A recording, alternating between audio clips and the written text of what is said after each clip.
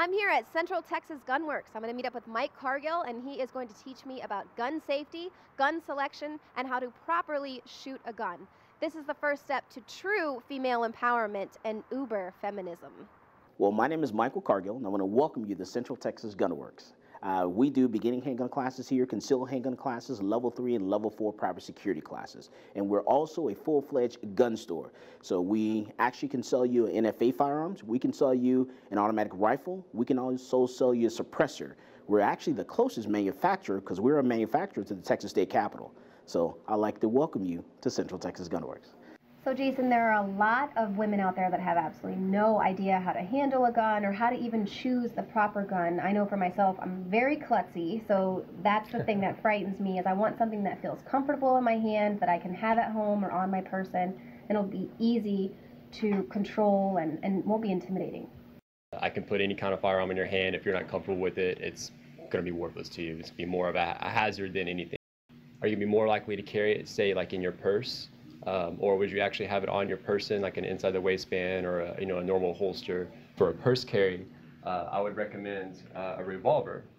If you're keeping it in your purse, if something happens, you need to get to it and use it. A lot of times you may not have the time to actually draw it out of your purse, requiring you maybe even to just shoot through your purse at whatever is coming at you. Just make sure it feels good. That's really going to go more than anything to making you feel comfortable and getting you to want to shoot it more, excited about it, want to learn more about it. It's all about how it feels to you. I mean, and you'll know. I mean, once you pick it up and feel it, it'll kind of talk to you. Right, because it doesn't do much use to have a gun in the house if you can't discharge it quickly. You want to be as educated as you can, and that's what we strive to do here. We want to teach you everything we can about the gun, so you can leave here confident and comfortable and have the tools you need to continue to practice what you learned on your own time. We're just on the outskirts of Austin. At a gun range, which is our private range that we use for all of our classes. And today you're actually going to get an opportunity to shoot a Ruger 22, a Glock 19, a 38 Special revolver, and also an AR-15 and a 12-gauge shotgun. So you're gonna have some awesome, an awesome experience here. And your instructor today is going to be Jeremy. Jeremy's a Marine Corps sniper, and he's very good at what he does. So he'll be nice and patient with me. Absolutely. He's going to be very patient with you. We're going to take it at your pace, and you're going to get a good experience. I'm excited. Awesome. All right, so first and foremost, it's always safety, right? I know you covered it in the class earlier, but it's always, you never point at anything you do not intend to shoot. Always keep the weapon on safe until you intend to fire, and keep your finger off the trigger until you're ready to fire. Perfect. Oh my God. Finger off the trigger if we're not ready to fire. Holy moly. Whew. That was... You don't need an AR-15. It's harder to aim, it's harder to use, and in fact, you don't need 30 rounds to protect yourself. One of my arguments against guns is you don't need assault weapons for self-defense. But joining me now are the gun girls, two women who says precisely why they need them. Celia Bigelow is Director of Campus Action for American Majority Action. Aubrey Blankenship is the Director of Communications at the Blue Ridge Arsenal in Chantilly, Virginia. Welcome to you, ladies. Yeah, thanks for having us on. Explain to me why you believe you need an AR-15 style assault rifle. Well, I personally bought one for self-defense. One, they're lightweight, they are quite accurate. I can shoot them more accurately than a handgun or a shotgun. And three, these, I'm going to pull a David Gregory right here, and I can hold up my 30-round magazine right here because it's actually legal in Virginia. But I want a gun that can hold a lot of ammo, because if I'm faced with an intruder or multiple intruders that come into my home, I want to make sure I have enough ammo to get the job done, especially if they're armed. So I want to have, they essentially serve as an insurance mechanism to make sure that I have enough rounds that if multiple intruders come in and they're armed, I don't have to take the time to reload. There cannot be one bad guy that comes in my house. I have magazine limited to say 50. I have to change magazines. I am at a serious disadvantage. The question was, Representative again, what about me? Good news for you. You live in Denver. The DPD would be there within minutes. I'll be here dead anyway. So we'll do here. In Houston, Texas, there was a 15-year-old boy alone at home, and he was home alone with his 12-year-old sister when two intruders tried to enter in the front door and in the back door of his house. He grabbed his AR-15 and shot at them, and they ran away. A 15-year-old at home with his 12-year-old sister when burglars try to break in. That's when investigators say the boy grabbed his dad's assault rifle and started shooting, and he hit one of the men repeatedly. This all unfolded this afternoon in the 2600 block of Royal Place Court. 11 News reporter Sharon Min Chow talked with neighbors and investigators. Anxious family and friends crossed the yellow tape into a surreal crime scene. A 15-year-old boy and his 12-year-old sister had been home alone in the Mount Royal Village subdivision. Then about 2:30, a pair of home invaders tried the front and back doors, then broke a back window. A young boy was protecting his sister. You know, he was in fear for his life and for his sister's life. The brother grabbed his father's assault rifle and knew what to do with it. His dad is a Precinct 1 deputy constable. We don't try to hide things from our children in law enforcement. The children were not hurt. The home invaders fled, leaving a trail of blood. Two suspects showed up at Tomball Hospital. One, the adult, had multiple gunshot wounds and was flown to Memorial Hermann Hospital. The second, a juvenile, was taken back here. Detectives walked the suspect through the crime scene. Meantime, neighbors say burglars had recently struck the two houses next door, which included the deputy's home. They stole everything, what they have inside. They already did it one time. And this may be the last time, at least for these suspects.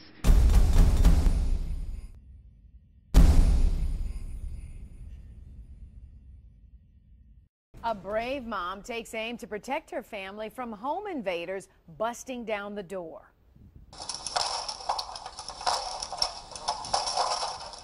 That's just the start of a drama that played out in front of a surveillance camera. 7 Action News reporter Simon Shaquette is live downtown police headquarters tonight to show you how this all went down. And Simon, they certainly messed with the wrong mom here, huh? This mom was prepared to do anything to defend her young, and remarkably, it was all caught on video. Take a good look at the three teenage punks caught here on surveillance video. They don't know it yet, but they've picked the wrong home to rob. They break down the door and race in, only to find the mom inside, locked, loaded, and about to pull the trigger of this rifle. One of these young thugs also has a handgun he drops right here as they make a run for it. Then he boldly picks it up and goes in one more time, only to get another dose. The brave mother in the home was defending her two young children here on Woodrow Wilson. She and her husband recently had security cameras installed after a different break-in attempt just 2 weeks ago. This time, she didn't have time to feel fear, only to react. I let them know I had a gun once they was in the house, and they challenged me and said I don't have a gun. So that's when I shot off the first round. I wasn't feeling anything at the moment. I got scared afterwards. Once she called 911, Detroit police were quick to respond and go after these three thugs. It didn't take long for them to get locked up. The cops got all three of them and the gun they had. I give them a lot of credit because they handled it the same night. As Chief Craig has said in the past, I mean, there's no more, your time is up. We don't have any more patience for criminals in this city. We will get you, we will find you, and you will go to jail. We don't know exactly what these lowlifes came to steal, but one of the children inside knew mom would protect her.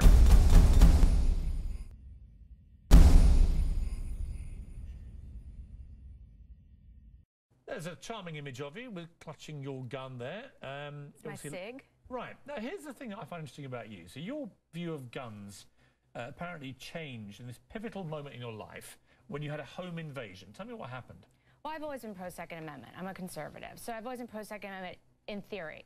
But I walked in, I was dog-sitting for friends, and walked in, and there's this thug in there, stealing. And long story short, he got away, but outside there's like 15 of his buddies. And when I went to bed that night after the police had come and, you know, dusted fingerprints, the thing they were most worried about was these guys were going to come back, leave a window open. It was a big house. And so that's the first time in my life I thought, what am I going to do if these guys come in my house? How am I going to defend myself? How did you defend yourself against that one guy? I talked him out. I talked to him. He stole my wallet. Why would you prefer to shoot him?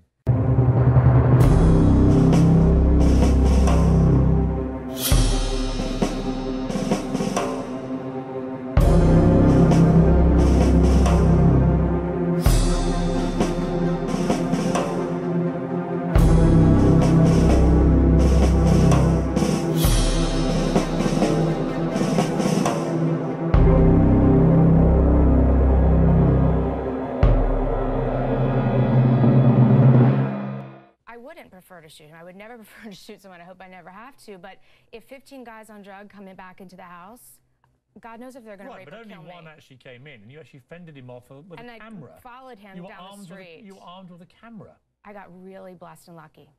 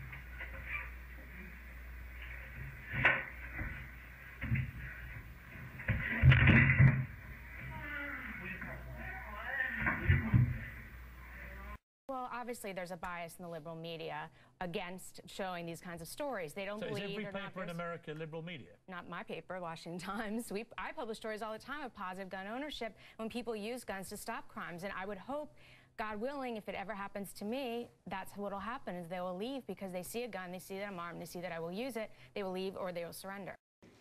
If you want to protect yourself, get a double-barrel shotgun. Oh my God.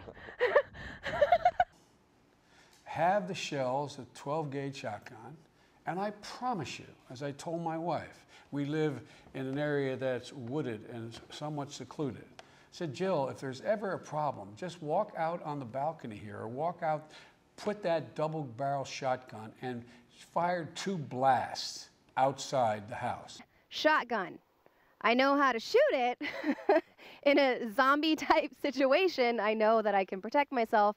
Is it the gun for me? I don't know, unless they make smaller ones, I guess. Buy a shotgun.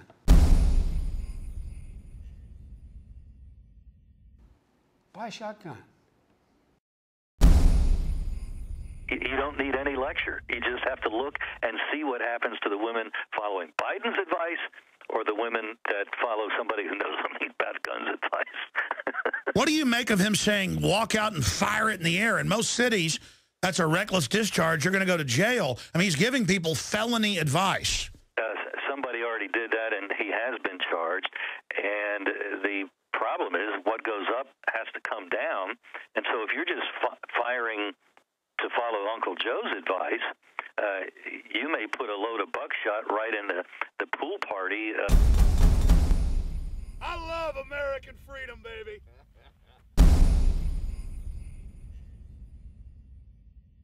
Thank you guys so much for showing me the ropes today. I was really very much afraid when I first stepped in here, and now I see it's not that frightening. I just need a little bit more practice. I was quite surprised getting to test out all those different kinds of guns. Initially, I really thought a revolver was going to be for me. At least this particular style was a little difficult to pull the trigger. Quite difficult. If I was in a dangerous situation where I had, you know, only seconds, that wouldn't have been the gun for me. Very exciting. Feeling very empowered. This is definitely the good first step towards true female empowerment, uber feminism. This is what feminism is all about, is to be able to protect yourself, to not be afraid, to look danger right in the eye. I love American freedom, baby.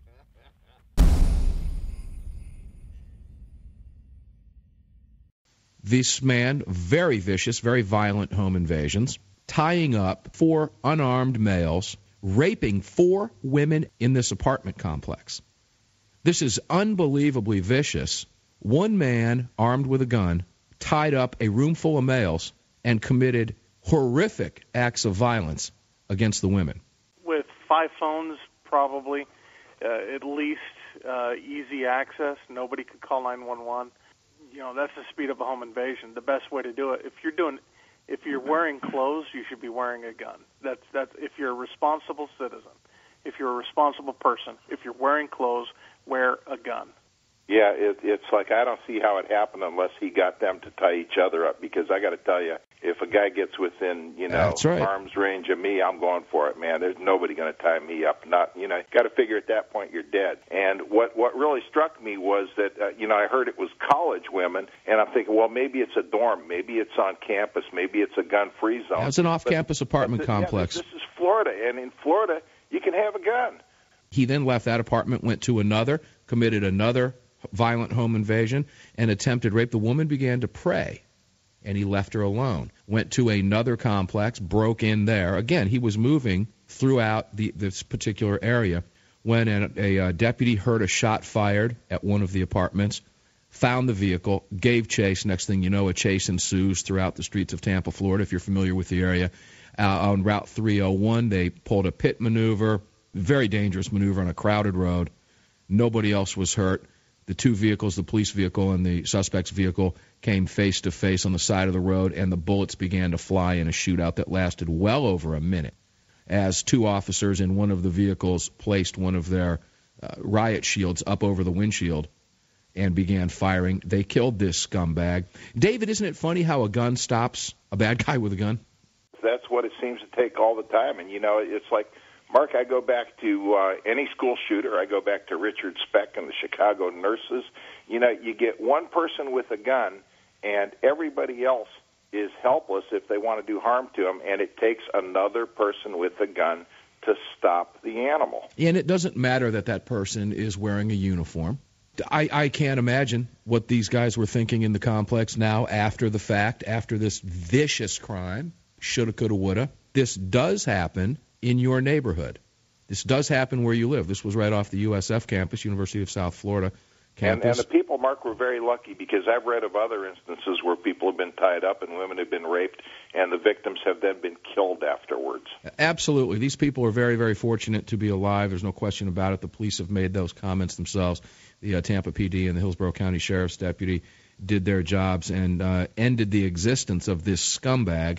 His existence should have been ended when he broke into one of the person's homes. That's when it should have been ended. Yeah, that's the point, that he forfeited things, didn't he? Oh, he certainly gave up his right to life, liberty, and the pursuit of happiness when he broke into the first apartment. The problem is he was able to get away with his crimes. I'm sure there are some people that are looking back in retrospect now. We have Larry Pratt on the phone. Larry Pratt. Mark. How you doing? Well, I'm doing fine, but I don't know how you do it. You're broadcasting, and I get this text back from you. And I realize you can walk and chew gum at the same time. The Tampa police chase and shootout from the armed home invader who successfully broke into 3 homes, tied multiple males up, raped multiple females before he was in it. Took a police officer and a very dangerous police chase before this scumbag was killed. Apparently, the homes he invaded were unarmed. They were random. And it was absolutely phenomenal. David and I were just talking, and soon about how a gun stops that crime. I bet you those homes are full of 3 houses full of newly minted conservatives, because those were probably liberals who don't usually have guns, who got mugged, and probably have had a change of opinion. Yeah, no doubt. You look back in hindsight, I guarantee, and it's what we were just talking about. A friend of mine who's a professor at University of North Carolina in Wilmington, Mike Adams, was a certified true blue liberal. Good thing he was, or he never would have gotten tenure. And a couple that he knew had been murdered on a roadside, and he passed that point virtually every day. And it naturally kind of stuck in his mind. And he finally broke down and bought a gun. And as we were talking about the rest of his development as becoming a conservative, I said, Mike, I think what happened to you is that when you decided that you were not going to call 911 first, you were going to get your gun first and then call 911, you were taking responsibility into your own hands for your own life, and that's a pretty important thing for us to have control over. And once you did that, I think you were opening the door to your conservative and Christian position. And he said, I never thought of it, but that is exactly the sequence. And he took control of his own life instead of dependency on someone else. And that right there is the crux of conservatism versus liberalism. You hit the nail right on the head. We need to do this every day of the week and just really brainwash people into thinking about guns in a vastly different way. It's not about keeping guns out of the hands of law-abiding Americans, and I'm sick and tired of people lying to the American people. We're not proposing a gun registration system. We're proposing background checks for criminals. No one's taking away all the guns. Everyone will be able to be armed. We will take all weapons. I'd love to see that. In uniform. You've heard it here. I'm on television, so everybody knows it. I believe in the Second Amendment. I believe in people's lawful right to bear arms. I will not take your shotgun away. I will not take your rifle away. I won't take your handgun away. Mr. and Mrs. America, turn them all in. Look at that.